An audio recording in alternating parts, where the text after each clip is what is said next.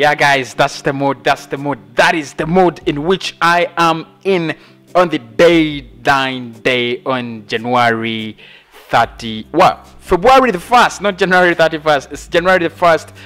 It's deadline day. Mikel Arteta confirming. Actually, let me first say this before I go any further. West Ham, West Brom, and Manchester United fans, do not stay up late.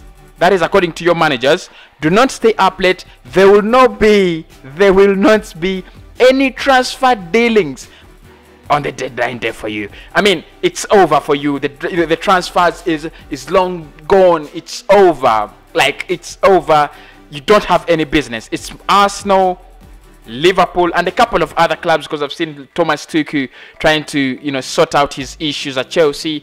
But I'm here to talk about the Arsenal transfer deadline day news. Mikel Arteta coming out to confirm. We are going to talk about him and what are the deals are actually on the line, because I'm going to use football.london and Sky. Okay, of course, I know many of you really like Sky, and YouTube, by the way, shows me your viewers also watch Sky Sports. So we're going to be using Sky. We're also going to be using football.london, and we shall actually try to analyze the transfer done deals and those deals that could actually happen for us now on the next hours. Smash like button, smash like button, smash like button.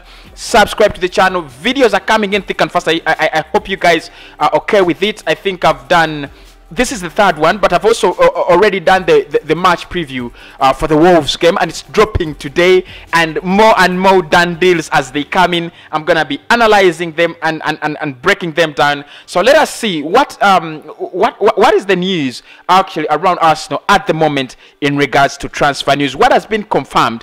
The first thing is our transfer window has not yet ended.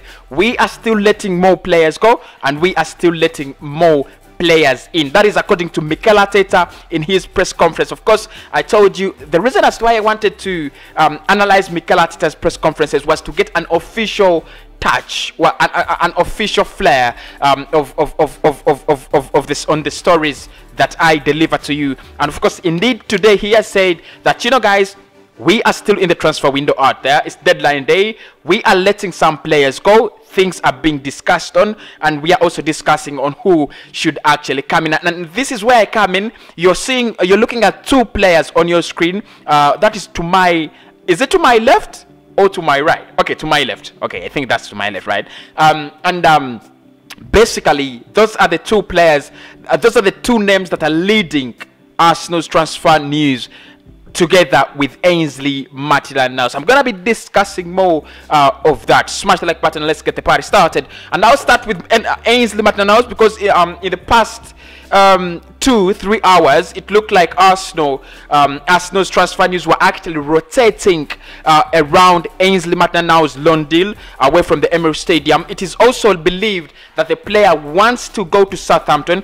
Arsenal would want him to go to Southampton, but Leicester City have pushed interest in, and of course they are that attractive, aren't they? They're so attractive. If I'm a player and I'm looking at competing for my place, in the England first team, and I have a chance to go to Leicester City, and there's a chance to go to Southampton, I'm telling you the fact, I'm gonna go to Leicester City. There is a vacancy there. He can play the Brendan Rodgers style of play, and I think his versatility is what guarantees him playing time at Leicester City. But as I come on this show, it has been Southampton that has been very, very, very closely linked with the player. Of course, he has already told the club, I want to go out there, get some playing time. And for me, I think it's a very good deal for him. I never wanted him to go to Leicester City. I never wanted him to go to Southampton, because I told you we're almost in the same race. You don't need to let a player like Niles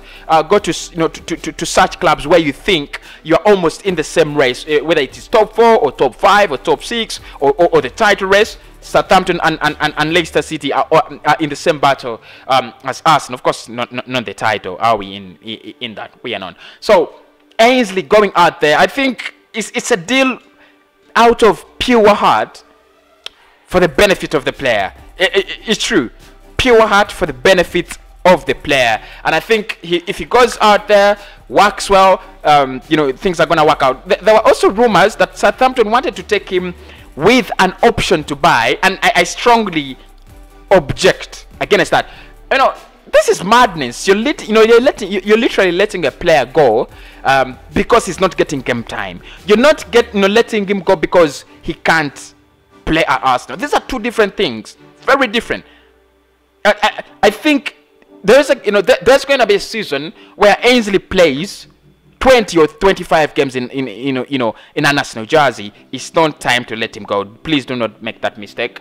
There shouldn't be an option to buy. A simple loan for the player to get playing time, boost confidence, get match what, then let him come back in the summer. But that deal is there as we try to look at some of the transfer stories on my desk this evening, as well as Patrick Van Anholt. I did say that Arsenal needs a left back, and I said it's a priority, and I said it is a non-negotiable issue, and I said it is inevitable we have to get a left back. Today it has been confirmed that Kieran Tierney is not going to be playing against Wolves, and that means automatically Cedric Soares is going to fit in as as a left back. For Christ's sake, he's playing out of position. It really makes me sick to see him play in that left back position. He's literally using the left, the right foot to play in the left back position.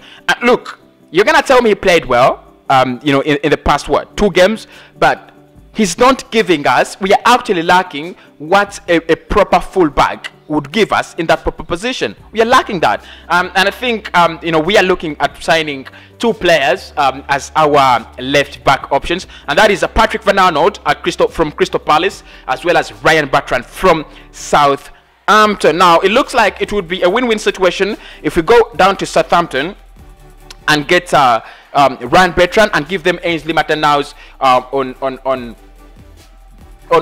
loan. Yeah, it would be a win-win situation. I do agree, because we really need a left back. And for me, my choice is Ryan Bertrand. I think he has some football in his feet. Patrick Van Anholt is a very good fullback going forward. Problems are with defending. He's an awful defender. Very awful. Ryan Bertrand has 6 months or 5 months now left on his contract. You get him in there. You can get him on loan and give him a perfect contract in the summer, or what you do, give Southampton some little money and sign him on on a perfect contract. Of course, someone is going to tell me Arsenal do not have money, because we have talked about that, the financial issues at Arsenal and so on. So because we do not have money, then let us try to get Ryan Bertrand on a loan deal. We can actually finalize it in the summer, just like how we did with Cedric Nonso.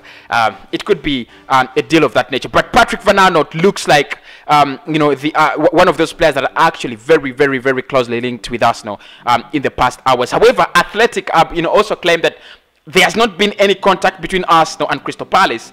There is no contact, but Arsenal are considering a late move for Patrick Van Anholt. Still moving on, we look at Squadron Mustafi, who is now linked with Schalke04 after his dreams and deals for joining Liverpool have been swept away. Liverpool have just signed Ben Davies, and they are also on the way to sign Ozan. What's that second name? Ozan Ozkak, something like that.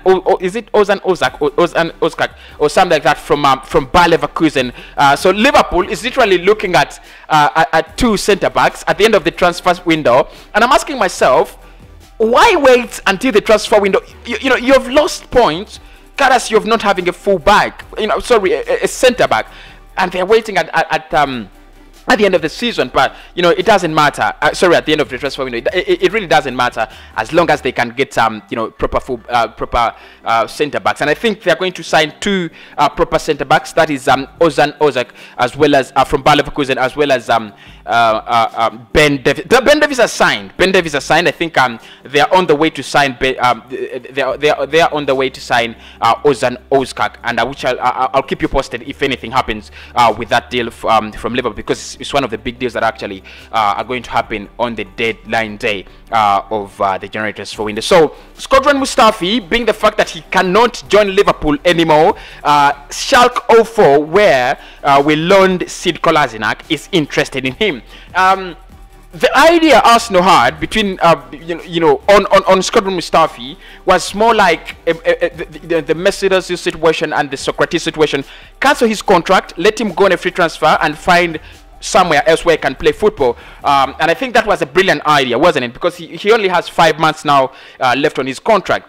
But the problem was, the player wants to first get, where he's going to play football, and that's why Liverpool were almost taking away a burden from us. But finally, they let us down and they didn't take him. Now he's linked to Schalke04. I don't think a deal is going to happen, but transfer deadline is transfer deadline. And Mikel Arteta was speaking about it and said, transfer deadline days. Sorry about that. Let me just move my chair a little. Okay. Transfer deadline days are transfer deadline days. They really happen.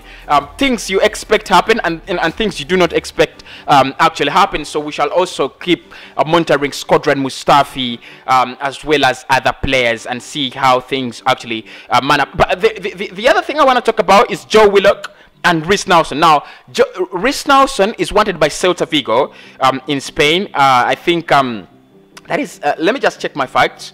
But I think, if I'm not mistaken, Newcastle want Willock, and